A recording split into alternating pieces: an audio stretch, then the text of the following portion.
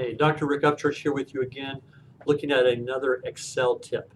Now, I showed you last time how to do the filter and sort, but once in a while there is so much data on your spreadsheet and it's not necessarily formatted in a way that makes it easy for you to filter or sort the way you want. For instance, I want to pull out only those courses that are within the first block of course sections. Well, that number is included in here. It's the last number.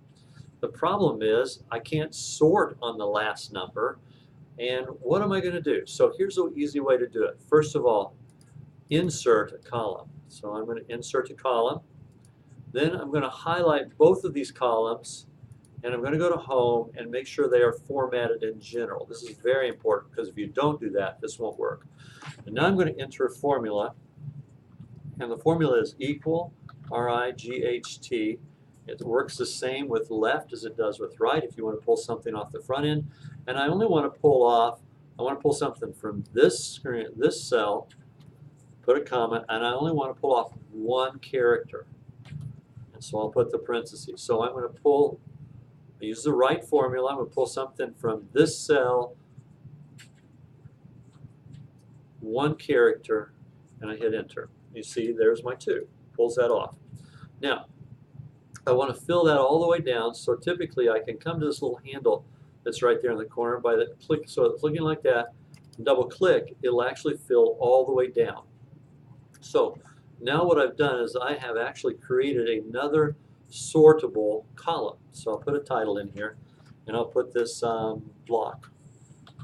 All right, so now I can arrange my courses by block if I choose to.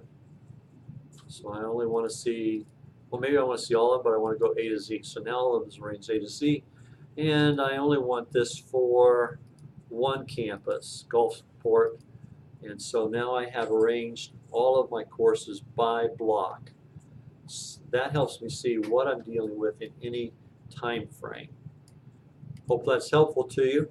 This tip is very, very useful if you have any data string in your cell, in your spreadsheet, which contains the number you need, but may not be easy to use in the sort process. And you can do a couple of these if you have to. For instance, you can sort off the right 5 numbers to get all 5 of those, and then do another one and pull off the left 2 if you needed to try and do something like that. All kinds of ways to do that. This is a very useful tip, though, and it makes it possible then for you to go back and filter and sort more effectively. Hope that's helpful to you.